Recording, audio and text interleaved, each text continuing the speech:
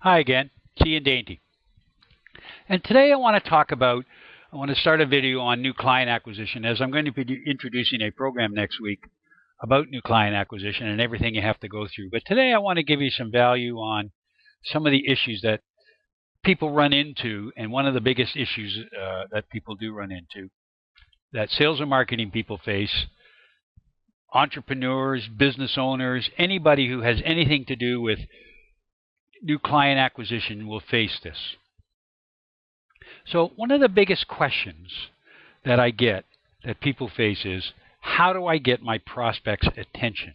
And many of the issues that we will be discussing revolve around this very problem. So just to review some of the current issues that people have run into, and I've talked about in various videos over the past few months and even years, are these. People will tell you they don't have a budget, and how do you overcome that? The status quo is probably your biggest competitor in any selling situation. They tell you your prices are too high. You run into gatekeepers and you have no idea how to get through them. They tell you they don't have time to meet with you, and there's a reason for that. You're running into many decision makers and you're not sure how to get through all of them. You find that people move companies and you don't know where they go, and now you got to start all over again with your contacts. You don't know your differentiation, and therefore you have a hard time explaining it to your clients or prospects. And of course, there's many other issues that you're going to run into. And all these topics are tied to what we're going to talk about today. Now, you may recall the movie Jerry Maguire. It was out a number of years ago when Tom Cruise is in the midst of his proposal to Dorothy, and she stops him with the phrase, "You had me at hello." Now, every seller, every entrepreneur, every business owner dreams of hearing those exact same words when they approach corporate decision makers. Unfortunately, the opposite usually occurs. Instead of capturing their prospects' attention, most sellers create resistance with their opening remarks and blow the opportunity. So why do bad things like that happen to good people? In short, weak value propositions. If you're running into trouble cracking into corporate accounts, most likely the root cause is your failure to articulate the business outcomes that customers will realize from using your products, services, or solutions. Let me repeat that. The most likely root cause is the failure to articulate the business outcomes, the results that people will get, that customers realize from using your products and services. So you haven't articulated, you've created resistance, and then you haven't articulated the business outcomes. Either you don't understand your value proposition, or you haven't made it clear to your client and they don't understand your value proposition. So these are the problems that you run into. All right, a little while ago, an exercise was done while training a group of salespeople, and they rated common value proposition that salespeople and marketers could use when prospecting for new clients. So what I want you to do is I want you to go through these sample value propositions. I want you to rate them on a scale from 1 to 10. And I want to remember the range 1 to 10, and with 10 being the best and 1 being the worst. And when I say blank or fill in the blank, that is when you fill in your own value proposition.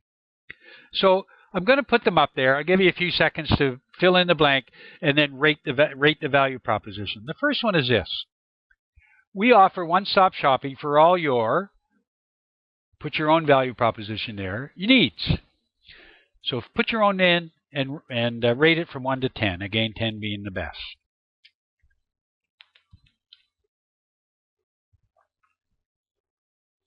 Okay, here's the second one. We're the industry leader in, fill in your own blank, and then we're recognized for our exceptional, fill in the blank, and by whom or whatever. And again, rate this from 1 to 10. Okay, here's the third one, last one. We specialize in, again, what's your specialty, and work with well-known clients such as Microsoft, Best Buy, and Kraft. I mean, that's a pretty impressive client list, right? So this should be a great value proposition. So again, fill in the blank and rate this from 1 to 10. Okay, Have you written down your scores? Let's compare them to what many of the sellers thought when it was taught to them. After serious discussion amongst the sellers, these value propositions received scores between 4 and 6. Not really low, not really high, but right in the middle. What was the rationale? Well, they were nice benefit statements about the company, but not quite as punchy as they could have been. Do you agree? Probably. The truth is that all of the above value propositions really deserve a score of maybe 1. Not 4, not 6, a score of 1. Now, I know you're saying, come on, Ian, you might be saying, how can that be? They're not horrible statements. They're okay. They're nice.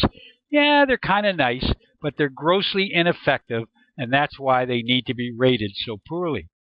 So how do you capture the decision maker's attention? I also want to point out that these are the types of statements you see on most websites when you open them up. And if you go to any industry, right, and Google an industry, whatever it is, telecom industry, and look at the first 10, and you'll see that most of them have the same statement or website. They may be a little bit different, but basically what they say is the same.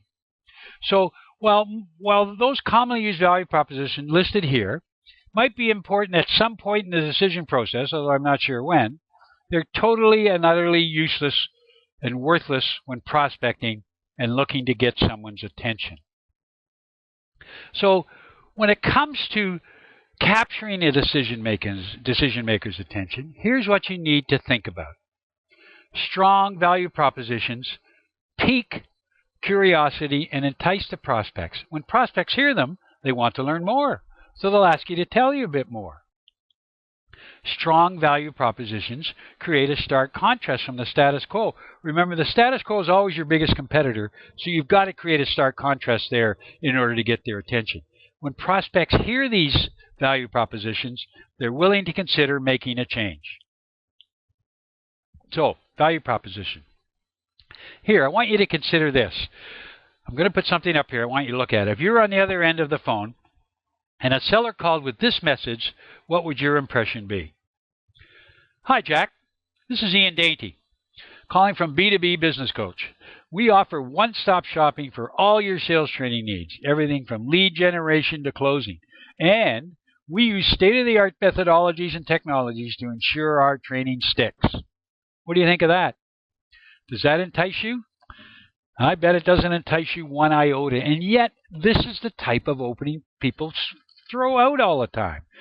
Does it get you to consider switching sales training vendors? I doubt that. Does it make you want to invest lots of money that's currently allocated elsewhere? I doubt that too. Here's something that all sales and marketing people seem to not understand. Statements about your company and what it does are not value propositions. They're not value propositions. Engage, let me repeat that. Statements about what your company and what it does are not value propositions. Like we talked about before, those 3 are not value propositions. If you want to get results, if you want to get decision makers at hello, you need to clearly articulate the results or the outcomes your customers can expect from using your products and services or solutions. Again, this is results, R-E-S-U-L-T-S, as Aretha Franklin might say. You've got to articulate the results or outcomes.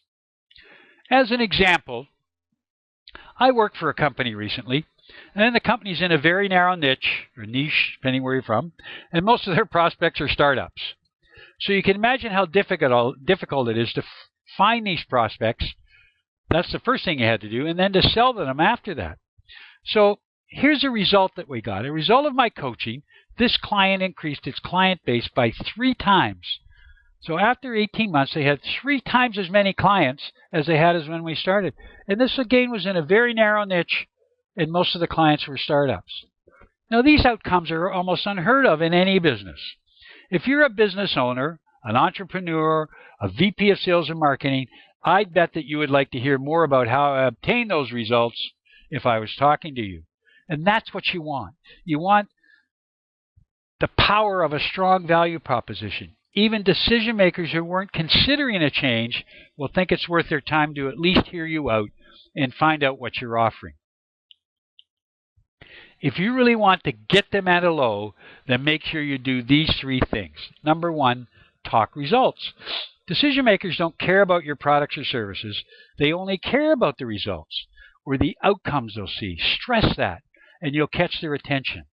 You've got to talk about the value you're going to bring them, not what you do. Omit these results and you've lost them. Keep your products and services behind your back. Talk about value, not features or your products or services. Secondly, get real. Refer to actual client successes. Include measures or statistics, as I just did. Success stories from other companies in their industry are especially compelling. I talked about a success story from an industry, and I talk about the measurements that we did. By giving specific examples, you really pique curiosity. And thirdly, test your message. After you've planned what to say, if I were the decision maker, you say to yourself, if I were the decision maker, would this message entice me? Would it make me want to spend an hour of my valuable time with this person? So test your message. Test it on your spouse or your kids, or particularly test it on your fellow workers or on your superiors, your anybody who works with you. You think that could give you valuable input. Test it. Don't leave it to chance. Don't hope that it will work. Your job is to make it so compelling your decision makers get it at hello.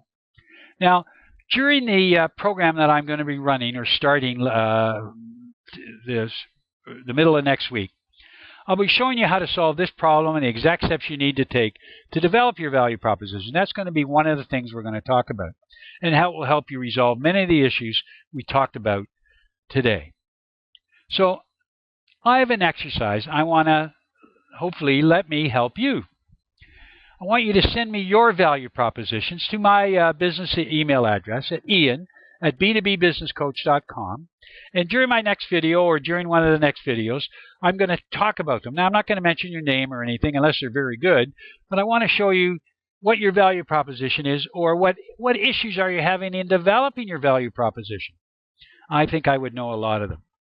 So in the meantime, stay tuned, because on Thursday I'm going to have another video, and hopefully one leading up, or I'll have at least one or two more leading up to next week's announcement of the program of new client acquisition. Thanks very much. I appreciate your time, and until next time, take care.